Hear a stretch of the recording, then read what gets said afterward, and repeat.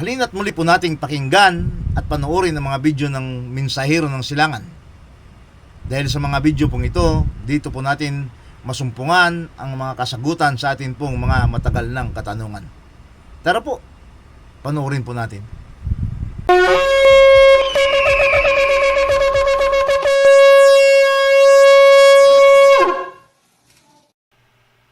Those who are wise will shine like the brightness of the heavens, and those who lead many to righteousness like the stars forever and ever.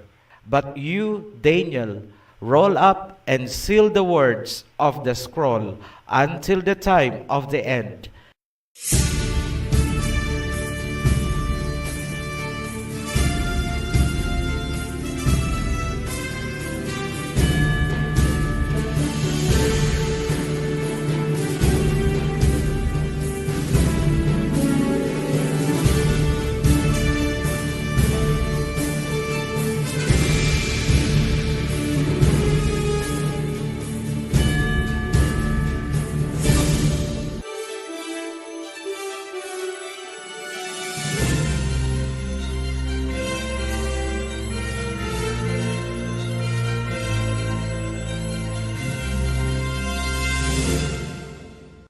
Isang masayang pagbati mula sa Ophirian Heritage Conservatory. Sa pagpapatuloy ng Mark of the Beast series, gusto ko munang ibigay sa inyo ang mga verses na ito mula sa Book of Daniel. Daniel chapter 12, verse 3 to 4, and verses 9 to 10. Those who are wise will shine like the brightness of the heavens, and those who lead many to righteousness like the stars forever and ever. But you, Daniel, roll up and seal the words of the scroll until the time of the end. Many will go here and there to increase knowledge. I heard, but I did not understand. So I asked, my master, what will the outcome of all this be?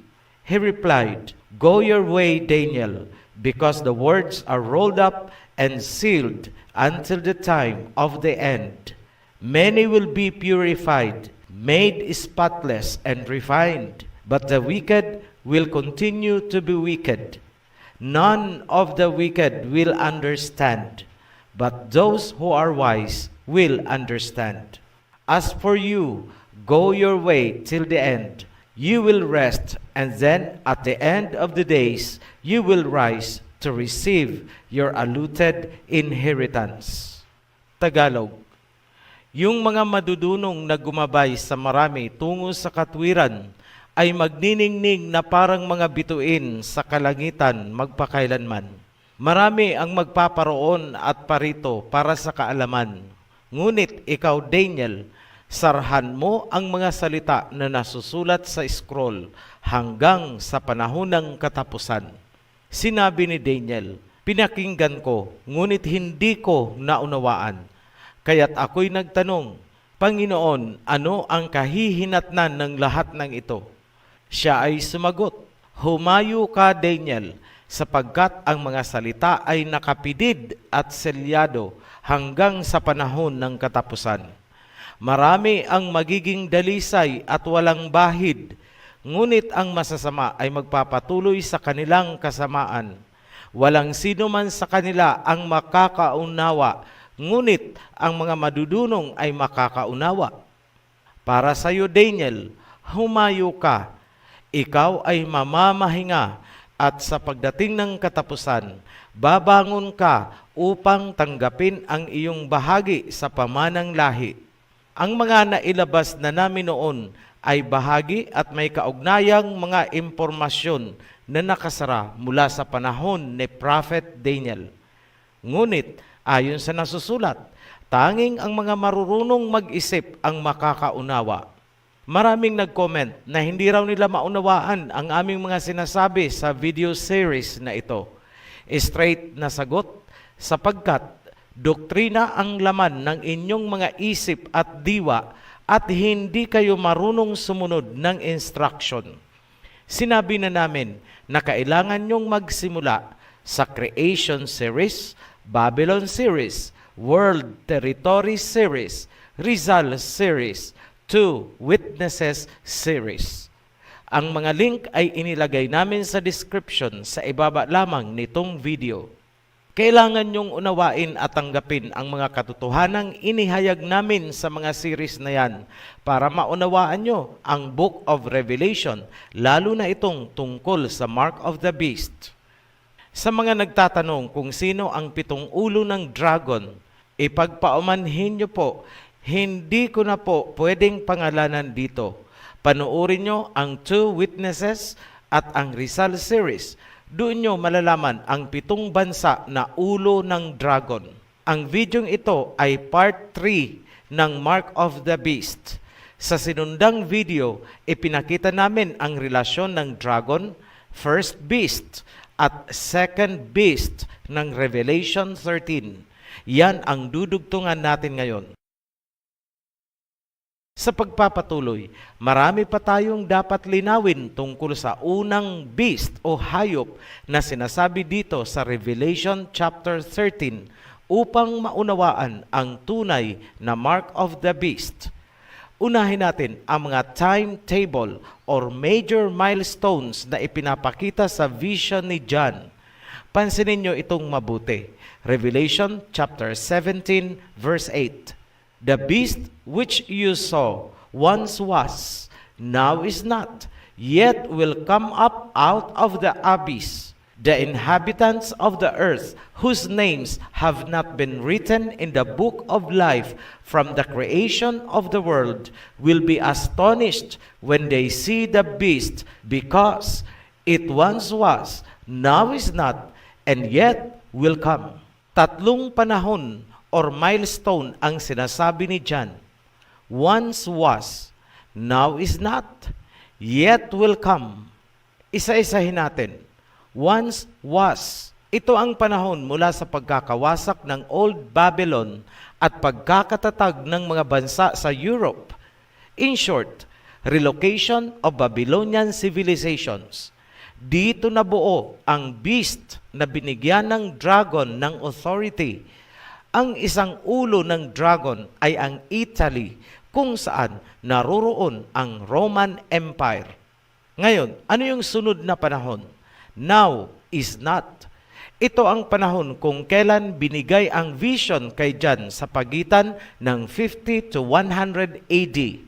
Ang isang ulo ng beast, ang Roman Empire, ay nagkaroon ng malubhang sugat at kinailangang magpagaling. Kaya ang sabi kay John, now is not, meaning sa panahong ibinigay ang vision, ang beast ay inactive kasi nagpapagaling ng kanyang malubhang sugat.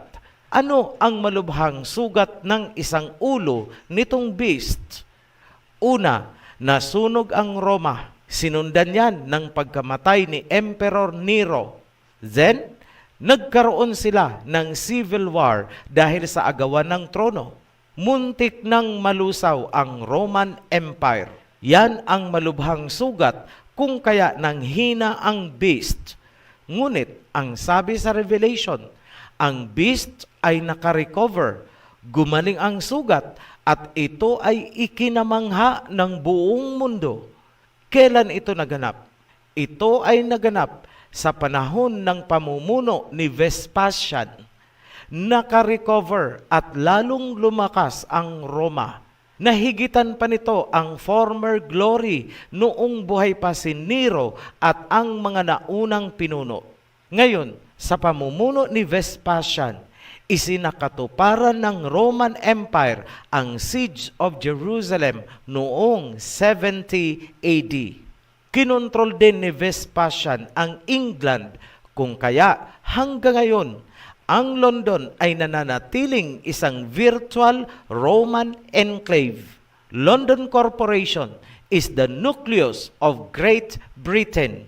Ang London, ang think tank, ang utak na nagpapagalaw sa realm of dominion ni Her Majesty. Mula sa England, sumibol ang pang-8, pang-9 at pang-10 sungay ng beast. Tatlong heads of state ang sumibol at pinamunuan nito ang Amerika, Australia at sa pamamagitan ng Balfour Declaration, nilikha nila ang modern-day Israel na umagaw sa lupain ni Jacob. Sa makatuwid, ang nagtatag ng Amerika, Australia at Israel ay ang England, the Great Britain. At ano ang nucleus ng England? London, the virtual enclave of the Roman Empire. Hindi nyo yan mauunawaan kung hindi nyo panunuorin ang World Territories Series. Yan ang malalim na nakapaloob sa Revelation chapter 17 verse 8. Basahin ko ulit. The beast which you saw once was, now is not, yet will come up out of the abyss. The beast is an alliance of kings and nations na nagpahirap at nagpapahirap sa chosen holy people. Revelation chapter 17 verse 9 to 11. This calls for a mind with wisdom. The 7 heads are 7 hills on which the woman sits. They are also 7 kings. 5 have fallen. 1 is, the other has not yet come. But when he does come, he must remain for only a little while. The beast who once was and now is not is an 8th king. He belongs to the 7 and is going to his destruction. Pansinin ang mga naka-highlight. Ang 7 heads ay kings. Mismong ang beast ay ang pangwalong king. E ano naman ang 10 horns or sungay? Verse 12, the 10 horns you saw are 10 kings who have not yet received a kingdom, but who for 1 hour will receive authority as kings along with the beast. They have one purpose and will give their power and authority to the beast. Recap ko ulit. Verse 9 and 10. Ang 7 heads ay 7 kings. Ang beast ay king.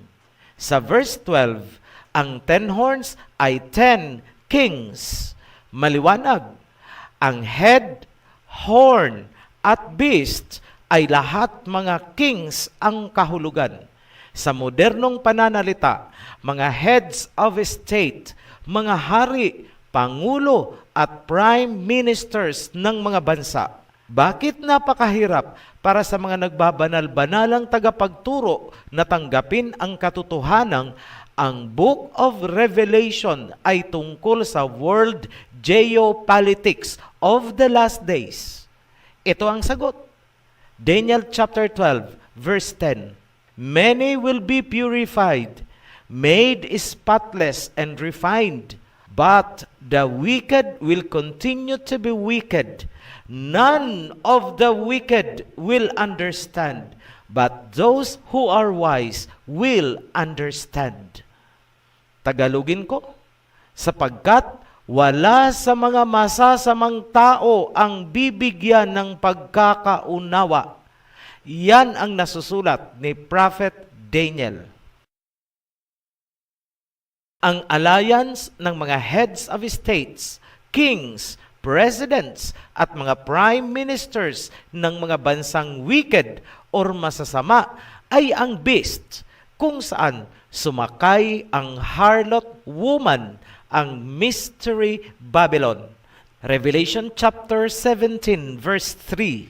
Then the angel carried me away in the spirit into a wilderness. There I saw a woman sitting on a scarlet beast that was covered with blasphemous names and had 7 heads and 10 horns. Ngayon, ano naman ang ibig sabihin ng woman or babae na nakasakay sa beast o hayop? Here is the point-by-point analysis. Point number 1, ang woman ay isang great city, isang sibilisasyon. Revelation chapter 17 verse 18. The woman you saw is the great city that rules over the kings of the earth. Point number 2, ang woman ay sumisimbolo sa Babylon. Revelation chapter 17 verse 4. The woman was dressed in purple and scarlet and was glittering with gold, precious stones, and pearls. She held a golden cup in her hand, filled with abominable things and the filth of her adulteries. Babylon the Great, the mother of prostitutes and of the abominations of the earth. Ang woman or great city na ito ay tinawag na Babylon the Great, meaning siya ang modern day revival ng Babylon. Mother of harlots, mother of prostitutes. Huwag po kayong malilito dahil sa Book of Revelation, ang great city na ito ay tinawag ding Egypt in terms of slavery at tinawag ding Sodom in terms of sexual immorality and fornication. Point number 3, drunk with the blood of the saints. Revelation chapter 17 verse 6. I saw that the woman was drunk with the blood of Alahaym's holy people, the blood of those who bore testimony to Yahawashai. Lango sa dugo ng mga banal na tao. Point number 4, sentro ng kalakaran ng mundo. Revelation chapter 17 verse 11 to 13. The merchants of the earth will weep and mourn over her because no one buys their cargoes anymore. Cargoes of gold, silver, precious stones. Verse 13, cargoes of cinnamon and spice, of incense, myrrh and frankincense, of wine and olive oil, of fine flour and wheat, cattle and sheep, horses and carriages, and human beings sold as slaves. Ayan, cargoes of human beings sold as slaves. Ang city na ito ay literally itinayo at the back of the slaves, kung kaya tinawag din itong Egypt sa ibang bahagi ng Book of Revelation. What happened? History speaks. Transatlantic slave trade. Sino ang mga slaves na ibinenta sa city na ito? Sino yung mga alipin na ibinenta sa city na ito? The tribe of Judah of Jacob's Israel. Yung mga dinukot yan mula sa Africa. Dapat napanood nyo ang Two Witnesses series at ang Rizal series para maunawaan ang detalye ng bahaging yan. Ngayon, magpatuloy tayo. Revelation chapter 18 verse 3. The kings of the earth committed adultery with her, and the merchants of the earth grew rich from her excessive luxuries. Ang woman or great city na ito ay sentro ng pandaigdigang kalakaran. Cargoes of gold, silver, precious stones. Para patunayan ko sa inyo, nasaan ba ang World Trade Center? Nasaan ang pinakamalaking stock exchange ng mundo kung saan nagpapayaman ang mga merchants? Andun sa great city. Point number 5. The kings committed adultery with her. Para maunawaan, nasaan ang United Nations kung saan pumupunta ang mga kings, presidents, and heads of state? Andun sa great city. Point number 6. Luxury o karangyaan. Revelation chapter 18 verse 3. The kings of the earth committed adultery with her, and the merchants of the earth grew rich from her excessive luxuries. Yes, the finest things in life, the great city that never sleeps. Point number 7, breeding ground for every unclean spirit, dwelling of demons. Revelation chapter 18, verse 1 to 2. After this, I saw another angel coming down from heaven. He had great authority, and the earth was illuminated by his splendor. With a mighty voice, he shouted, "Fallen, fallen is Babylon the Great. She has become a dwelling for demons and a haunt for every impure spirit, a haunt for every unclean bird, a haunt for every unclean and detestable animal." Isa lang naman ang tinutukoy.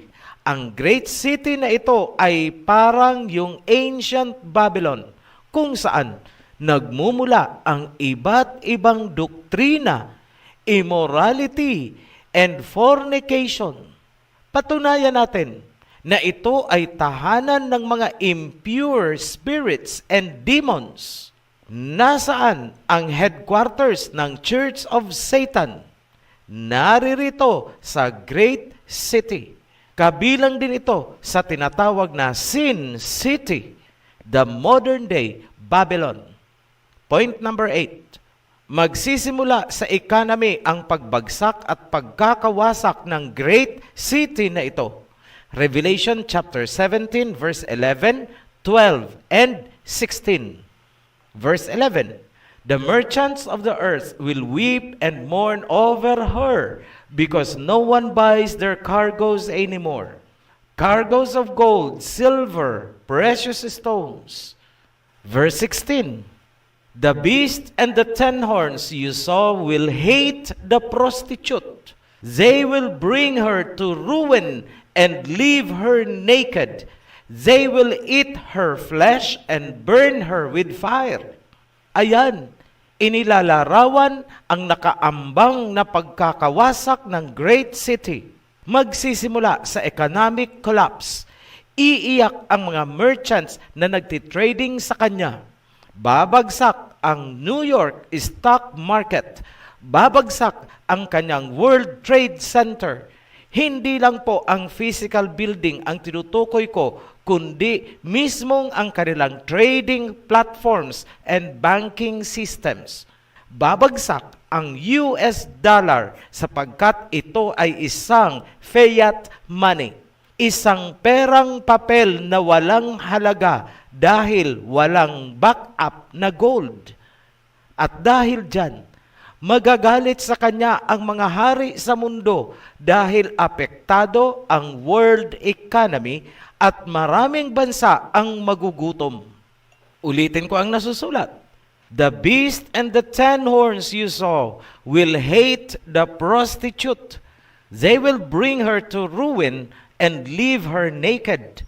Huwag niyong kalimutan na ang 10 horns at ang beast mismo ay mga pinuno ng mga bansang Europa. At mismong sa loob ng US, hindi nalalayo na hangarin ng iba't ibang individual states na magdeklara ng kasarinlan bilang hiwalay na bansa. Kung dati-rati ang harlot woman or great city na ito ay glittering with gold and silver dahil nakatambak sa kanya ang yaman ng mga bansa, mababaliktad po yan. Babawiin ng mga bansa sa buong mundo ang kanilang mga gold deposits. The woman or great city will be stripped naked and in ruins. Ngayon, almost 2 years na ang nakaraan. Sinabi ko na kinakailangan ng ating bansa na mag-detach sa great city na ito sa lahat ng aspeto.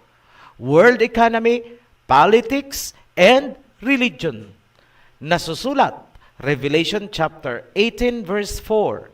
Then I heard another voice from heaven say, "Come out of her, my people, so that you will not share in her sins, so that you will not receive any of her plagues, for her sins are piled up to heaven, and Alahayam has remembered her crimes."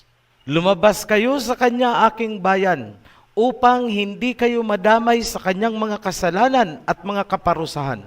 Malawak ang sinasabi na come out of her my people.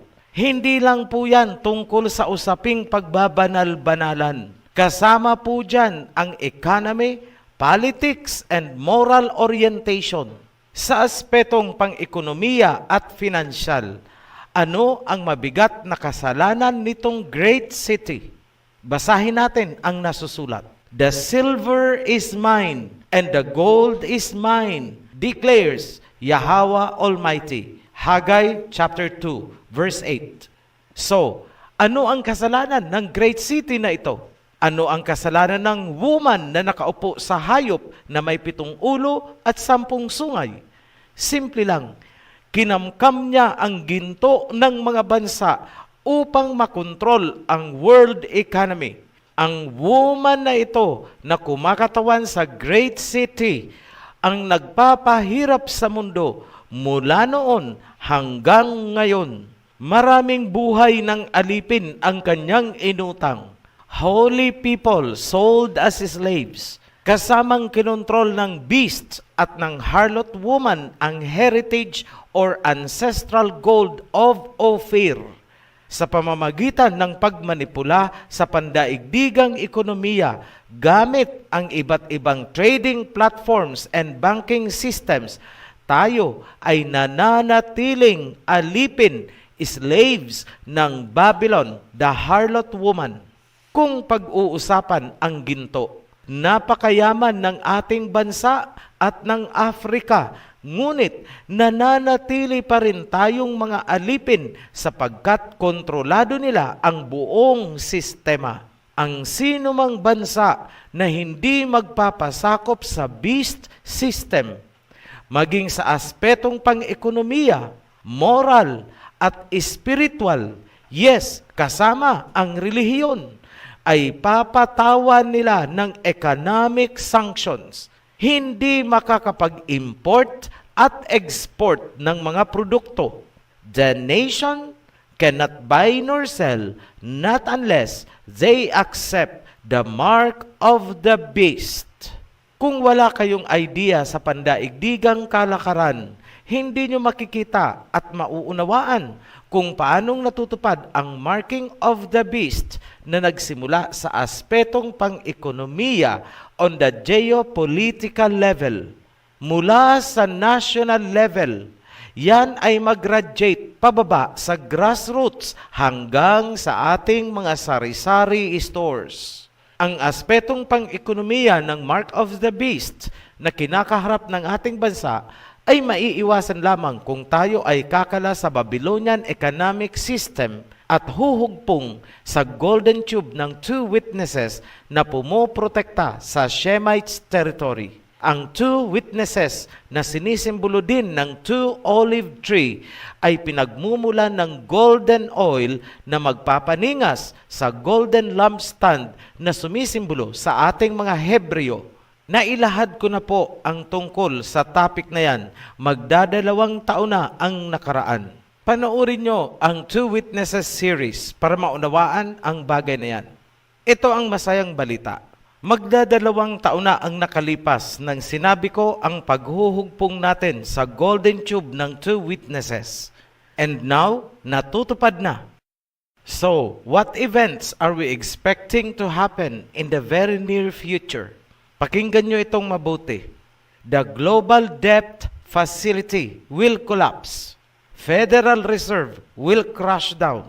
Ang fiat money ay mawawala ng halaga. Yes, mawawala ng halaga ang dolyar ng mga kano. Bakit? Sapagkat papalit ang isang uri ng kalakaran kung saan ang makakasali lamang ay mga bansa na ang currency ay may kaukulang gold backup. Matutuloy na ang naudlot na Asian dollar noon. Yan ang labis na kinatatakutan ng beast government. Asahan natin ang iba't ibang multi-sectoral propaganda kung saan gagamitin ang religion upang makakuha ng suporta. Sa puntong yan, magsisimulang ipatupad ng beast government ang marka hanggang sa mga individual na tao. Ang magpapatupad niyan ay ang second beast na binabanggit sa Revelation 13. Dito magkakaroon ng head-on collision, matinding banggaan ng mga Gentile religions versus Hebrew heritage, mga sekta versus Ophirian heritage. Ito ang masasabi ko sa inyo, mga pinuno ng mga sekta. Alam ko nakatutok kayo sa advocacy na sinimulan namin. Listen carefully. You do not understand what is going on because you are intoxicated with the concoction of doctrines and propaganda. Do not underestimate the spirit na nagpapagalaw sa Ophirian heritage. It is the same spirit na nasa likod ng pakikipaglaban ni Joshua sa Old Testament. What has been will be again. What has been done will be done again. Nothing has changed under the sun. Ecclesiastes chapter 1 verse 9. Bilang pansamantalang pagtatapos ng videong ito, muli kong babalikan ang isinulat ni Prophet Daniel tungkol sa mga beasts. Daniel chapter 12 verse 4. But you, Daniel, roll up and seal the words of the scroll until the time of the end. Many will go here and there to increase knowledge. Kung ang instruction kay Daniel ay i-seal ang words, kabaliktaran nun ang instruction kay John. Revelation chapter 22 verse 10. Then he told me, do not seal the words of the prophecy of this scroll, because the time is near. Magdadalawang taon na ang nakalipas mula nang sinimulan kong ilahad ang mga salita, ang mga bagay-bagay na selyado sa panahon ni Daniel. Marami sa inyo ang nakakapansin na sobrang kakaiba ang inihayag ko. Mula pa sa creation series hanggang dito sa mga prophecies. Yan ay dahil marami sa mga information ay nakalink sa mga sealed words of the prophets. Abangan nyo ang pagpapatuloy kung saan ilalahad ko na ang totoong mark of the beast sa susunod na video. Para sa mga bagong baptized, welcome to the covenant. Sa mga new subscribers, panoorin nyo ang The Guide para alam nyo ang tamang sunod-sunod ng mga videos. Nasa ibaba lang po nitong video ang mga link. Hanggang sa muli, be blessed. Shalom. Maraming salamat po sa inyong pakikinig at panonood ng video ito. At kung kayo po ay may natutunan, paki-like and share na rin po. At nasa baba po ang ating link para po sa inyong mga komento. Salamat po.